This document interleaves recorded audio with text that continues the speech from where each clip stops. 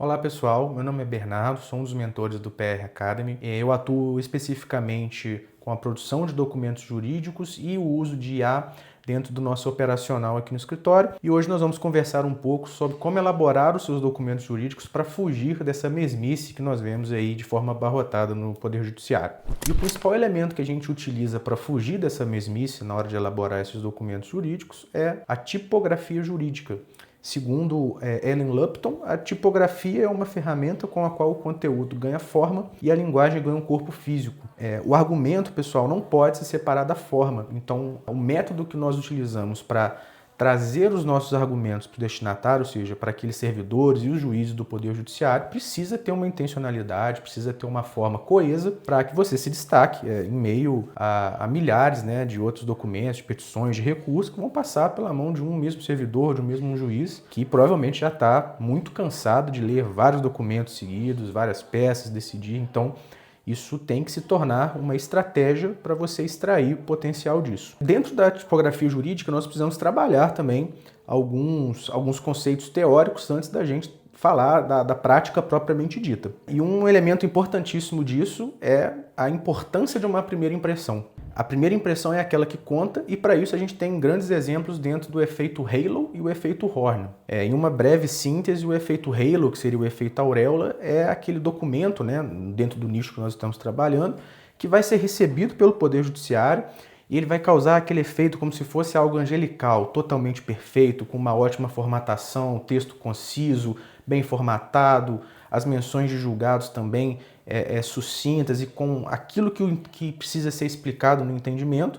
Então ela vai com certeza se destacar dos documentos que são muito dentro do efeito Horn, ou seja, aquele efeito buzina, entre aspas, um efeito que quando ele chega para o destinatário ele não consegue entender nada, é uma bagunça completa. Tem jurisprudência que ocupa 4 páginas do documento, grifos de marca-texto amarelo, marca-texto vermelho, negrito e sublinhado, ou seja, a mensagem, por mais adequada que seja, ela chega de uma forma bagunçada e ela não causa uma boa impressão ao leitor. E se ela não causa uma boa impressão ao leitor, há uma grandíssima chance de que ele nem vai terminar de ler após as primeiras páginas e talvez nem chegue no ponto fulcral dos argumentos que você quer expor ali. Uma máxima que a gente precisa trabalhar sempre dentro desses pontos teóricos é que não basta somente saber o direito e aplicá-lo dentro dos seus documentos. É preciso você aplicar persuasão. E em meio a essa quantidade de petições que o Poder Judiciário trabalha, a persuasão ela não vem só apenas de uma boa escrita, ela vem também de uma boa forma. E outro ponto importantíssimo que a gente consegue trabalhar é que vem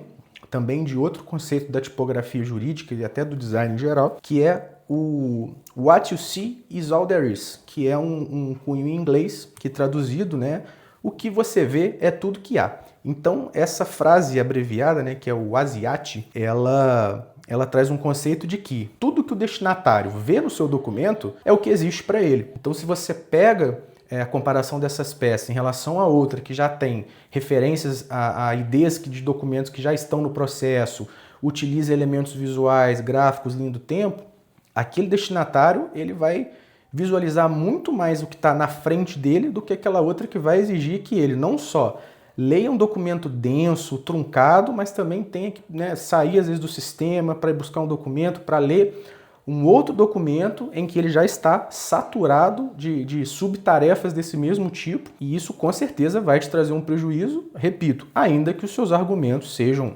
fantásticos. Então não basta só você dominar a forma como você vai entregar isso, o documento ao destinatário final, mas também perpassa por você conhecer o jogo e saber jogar o jogo. O advogado, pessoal, ele é um comunicador nato, então o documento ele é a ponte entre o direito do cliente e o Poder Judiciário. Ou seja, você pega o direito do cliente, transforma aquilo numa narrativa, num documento, com forma específica, com uma formatação, para que o destinatário final tenha uma leitura amena, uma leitura prazerosa, consiga identificar os elementos fulcrais da sua tese, assim como tenha também uma prévia de documentação que vai ser trazida, enfim, para poder efetivar essa comunicação da melhor maneira possível. E a parte de saber como jogar o jogo, pessoal, perpassa por ter uma noção também de que o nosso judiciário está abarrotado de petições muito boas e também de petições muito ruins. Infelizmente, a média são de petições ruins, truncadas, extremamente densas, com conteúdo confuso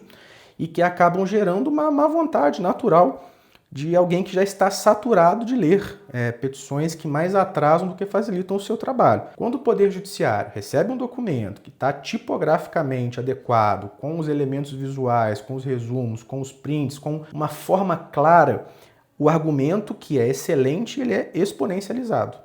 O contrário também é uma regra, infelizmente. Então, ainda que você tenha ótimos argumentos, mas ele é entregue de uma forma não adequada, isso não vai gerar um conforto cognitivo para aquele leitor. Então, qual que é o maior gargalo que hoje a gente pode, sem sombra de dúvidas, confirmar que existe dentro do Poder Judiciário?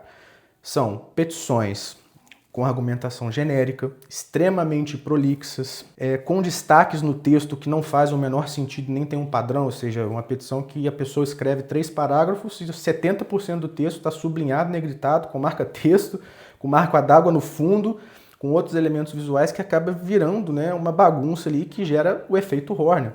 Então aquela quantidade de informações densas vai tirar mais atenção do que prender o destinatário final, o leitor daquele documento. Tendo em vista esses pontos, né, a gente tem um fato notório que não dá mais para você culpar a ineficiência do Poder Judiciário ou que o destinatário não leu seus documentos. É preciso, inevitavelmente, fazer mais do que a média. É preciso trabalhar os documentos dessa forma, criar um método, um padrão de formatação, seja de um julgado, do seu texto, como você traz esses elementos tipográficos, para que você alcance uma excelência naqueles documentos que vão, consequentemente, se sobressair aos demais.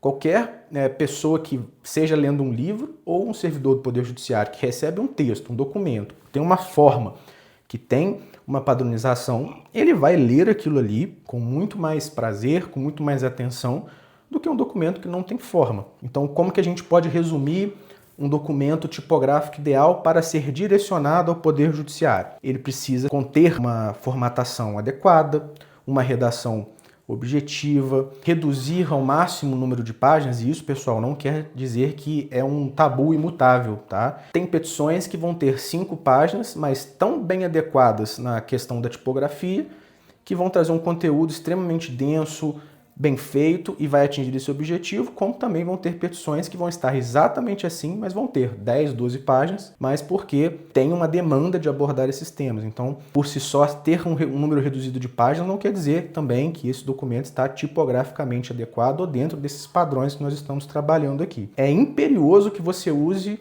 sempre que necessário os elementos visuais, pessoal. É muito fácil você dizer na sua petição, no seu documento, que a parte tem direito à gratuidade de justiça. O judiciário lê isso 99% das vezes em tópicos desse tipo, por exemplo. Agora, quando você fala que a parte tem direito à gratuidade de justiça e traz um gráfico que detalha as despesas dele, que detalha o fluxo de entrada e saída das suas contas bancárias, que demonstra de forma não só textual, mas visualmente, ou seja, criando esse rapport entre o fato que você está narrando e visualmente desenhando isso, é claro que isso vai ter uma efetividade muito maior ao seu argumento. Então, linhas do tempo, gráficos, qualquer elemento visual bem trabalhado vai reforçar também, sem sombra de dúvidas, o seu argumento e a forma como você direciona isso àquele leitor. O uso de destaque também, pessoal, é algo que tem que ser feito de forma bem comedida. É claro que é outra regra também que não é imutável, claro,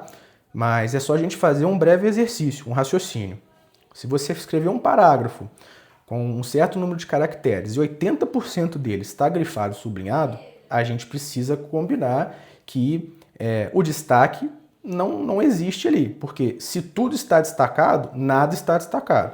Então criar um exercício, claro, isso é muito pessoal pela forma como você elabora o seu texto e você formata suas peças dentro da tipografia, mas você selecionar aquele trecho específico, aquela palavra específica, e você pode trabalhar um negrito, você pode trabalhar um itálico, você pode trabalhar destaques com caixas de texto. Isso não tem uma regra ou um padrão, mas quanto mais você ter a noção de que o destaque tem que ser literalmente um destaque, não demarcar metade ou mais do texto, você vai começar a entender que esse destaque realmente ele vai ser observado, né? Muitas das vezes o destinatário faz uma leitura dinâmica.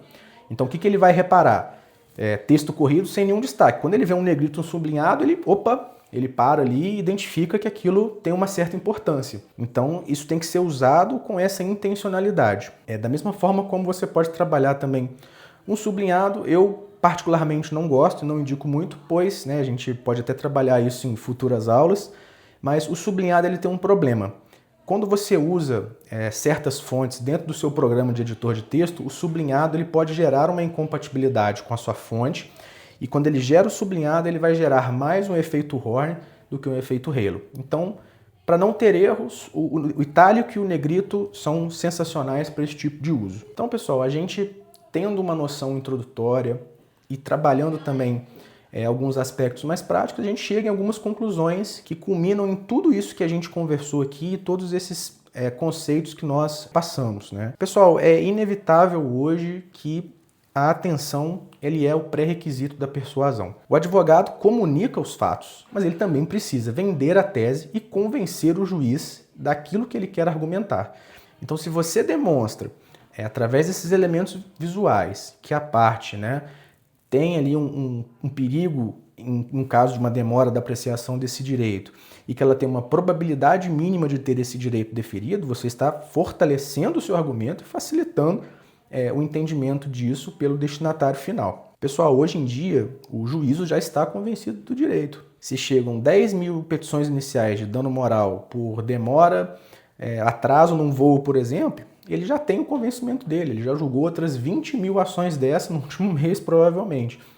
Então, a forma que você vai sobressair isso e convencê-lo de que talvez o entendimento dele não seja aquele, principalmente para conseguir o direito que você pretende, é necessário se superar, é necessário diferenciar a sua tese das demais. Sem isso, pessoal, é só mais uma petição que vai acabar culminando naquela leitura parcial ou nem total do seu documento. Então, um documento tipograficamente ajustado, ele tem que gerar essa vontade do aprofundamento no juiz ou no servidor que está tendo contato com esse documento. Tem que gerar aquela vontade de, poxa, essa linha do tempo é sensacional, vamos ver o que está mais aqui para baixo, nossa, esse fato é relevante, vamos entender até onde ele vai chegar. E aí, com isso, você prende o leitor, dificilmente ele vai fazer aquela leitura, rola tudo para baixo, vê os pedidos, tá aqui um dano moral, tutela, e passa para frente, né? É o que a gente chama de tirar a petição, ou o documento jurídico da linha de produção. Porque às vezes o servidor recebe a petição inicial e é aquela situação, tutela para cá, dano moral para cá, isso aqui a gente faz assim, esse entendimento o juiz já sabe que não defere a tutela. E quando você tira o seu documento, a sua petição, o seu recurso, enfim, dessa linha de produção, é que você alcança essa diferenciação que vai valorizar o seu documento. E aí o servidor ou o juiz não vai mais analisar aquilo com a leitura dinâmica, ou vai rolar para os pedidos para ver o que você quer. Ele vai ler o documento na integralidade e aí você vai engrandecer em muito as chances de convencimento do juiz ou do servidor que vai estar em contato com aquela peça. E para isso, pessoal, a gente precisa de um método, Isso não é feito de forma aleatória, isso é desenvolvido. Aqui no Pacheco Reis nós desenvolvemos isso.